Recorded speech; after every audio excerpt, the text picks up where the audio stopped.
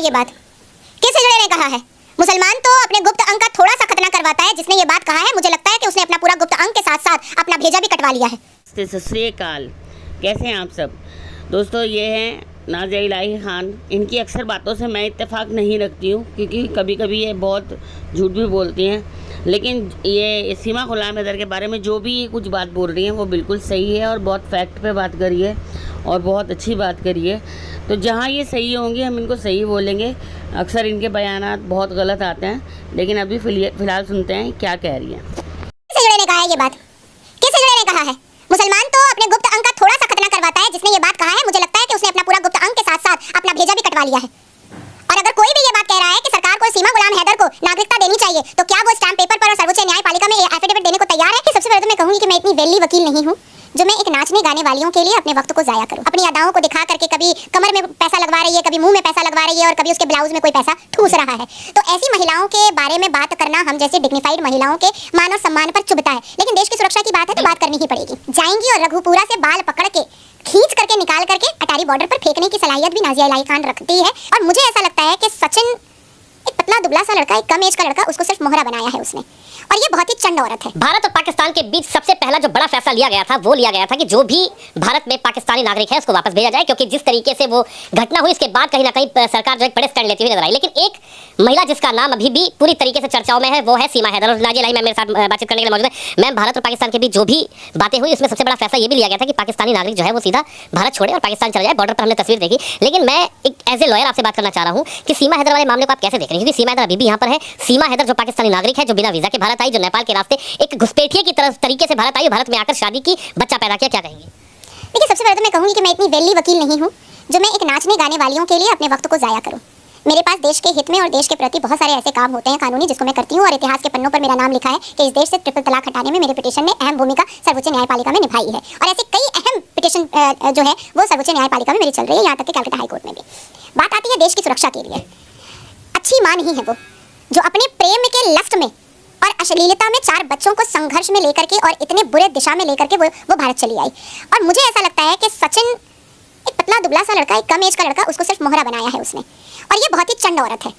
इसके बारे में पाकिस्तान के कई विधायक जो वहाँ के हैं और कई नेता हैं, कई पत्रकार हैं, उन लोगों ने साफ लफ्जों में कहा है कि वो मिर्ची क्लब में नाचती थी। और कई ऐसे वीडियोस भी सीमा गुलाम हैदर के सामने आए जिसमें वो नाच गा रही है और अपने जिस्म को दिखा करके, अपनी अदाओं को दिखा करके कभी कमर में पैसा लगवा रही है, कभी मुंह में पैसा लगवा रही है और कभी उसके ब्लाउज में कोई पैसा ठूस रहा है। तो ऐसी महिलाओं के बारे में बात करना हम जैसे डिग्निफाइड महिलाओं के मान और सम्मान पर चुभता है। लेकिन देश की सुरक्षा की बात है तो बात करनी ही पड़ेगी। एक वो महिलाएं हैं जो पंजाब से 83,000 निकाली गई, जिनके पास पाकिस्तान की शादी थी, जिनको निकाला गया। 5 लाख से ऊपर वो महिलाएं निकाली गई भारत से जिनके कोख में पाकिस्तान का बच्चा पल रहा था। और तकरीबन 22 ऐसी महिलाएं उत्तर प्रदेश में चिन्हित की गई जिन्होंने 95 बच्चे पाकिस्तान का पैदा किया। तो जब उनको निकाला जा सकता है तो सीमा गुलाम हैदर वो तो घुसपैठिया है। क्या पता ISI की एजेंट हो, क्या पता लश्कर तैयबा की एजेंट हो, क्या पता हिजबुल मुजाहिदीन की एजेंट हो, क्या पता जैश मोहम्मद की एजेंट हो। जैसे मुस्कान लब्बैक लब्बैक नारे तकबीर कर रही थी हिजाब के पक्ष में, और बाद में पता चला कि वो अलकायदा के चीफ की रखेल है, और दोबारा मुस्कान को कभी नहीं देखा गया। सर्वोच्च न्यायपालिका में भी हिजाब का मामला मुस्कान की वजह से लटका हुआ है, आगे नहीं बढ़ रहा है, वो लिस्टेड भी नहीं होता है। मैं देश को अब किसी खतरे में देखना नहीं चाहती हूँ, और ऐसा कौन सा उसके लिए कोई जड़ी बूटी या कोई ऐसा तावीज उसने पहना हुआ है जो देश की सरकार उसको निकालना नहीं चाह रही है, ऐसी कोई बात नहीं है। वक्त आएगा तो हम जैसे कानून की रक्षा करने वाली महिलाएं जाएंगी और रघुपुरा से बाल पकड़ के खींच करके निकाल करके अटारी बॉर्डर पर फेंकने की सलाहियत भी नाज़िया इलाही खान रखती है। अभी जितना मजा उसको लूटना है और उनके आसपास के लोगों को लूटना है, उसके शरीर से लूट ले। हम जब मुंह खोलते हैं तो अंजाम तक पहुंचते हैं, सिर्फ हवाबाजी नहीं करते हैं। मैं सीमा गुलाम हैदर को ये बात बता देना चाहती हूँ कि आपके बगल में बैठा काला कोट वाला आपको जितना भी सचिन मीना की बीवी, धर्मपत्नी सीमा मीना बनाने की कोशिश करे, आप सीमा गुलाम हैदर थी, आप सीमा गुलाम हैदर हैं, और आप सीमा गुलाम हैदर उस वक्त तक रहेंगी जब तक हम जैसी भारत की बेटियां आपको अटारी बॉर्डर तक ना फेंक दें। हम आप पर शक करते थे, शक करते हैं और शक करते रहेंगे। जिस सरकार का संरक्षण लेकर के आपको ऐसा लगता है कि आप बच्चा पैदा करने के बाद भारत में रह सकती हैं, इसी सरकार की मौजूदा सरकार में कई ऐसे जजमेंट्स आए हैं, और कांग्रेस की सरकार के वक्त भी कई ऐसे जजमेंट आए हैं कि लड़की जो है वो पाकिस्तानी है और लड़का भारतीय है, और बच्चा पैदा होने के बावजूद भी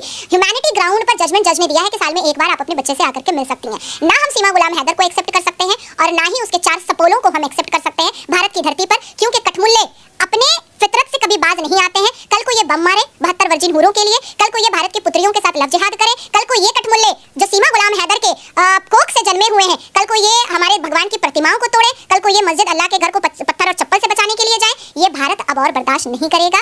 मैंने पहले भी कहा है कि हर एक पर प्रश्न चिन्ह लगाया जाएगा। जो भारत में रह रहा है, जब मैं उस पर लगा रही हूँ, उसकी हरकतों पर और उसकी शब्दावली पर, तो ये तो घुसपैठिया थी, घुसपैठिया है, घुसपैठिया ही रहेगी। 22 तारीख की घटना को आप कैसे देखते हैं? क्योंकि 22 तारीख को जो सोशल मीडिया सीमा हैदर चलाती हैं, यूट्यूब चलाती हैं, 22 तारीख को वो एक घर में अलमारी लेकर आती हैं, और जो कई लोगों से मैंने इस विषय पे बात भी की ना, 22 तारीख को कुछ था तब भी उन्होंने 22 तारीख को तिरंगा लहराया, श्रृंगार का सामान अपने यूट्यूब पर दिखाया, अलमारी लेकर आई। उसके बाद 22 तारीख की घटना के बाद कोई भी उनके सोशल मीडिया पर देश से जुड़ा हुआ, जैसे वो 15 अगस्त को नारा लगाती थी भारत माता की जय का, तिरंगा फहराती थी, 26 जनवरी करती थी, 22 तारीख के बाद उनके सोशल मीडिया पर भारत में इतनी बड़ी घटना हो गई, 26 लोगों को मार दिया गया, भारत पाकिस्तान के बीच युद्ध भी हुआ, लड़ाई भी हुई, उनकी कोई भी वीडियोस पर नहीं आई देश के प्रति। नहीं आएगी, तो नहीं आएगी, वो तो हनी ट्रैप है।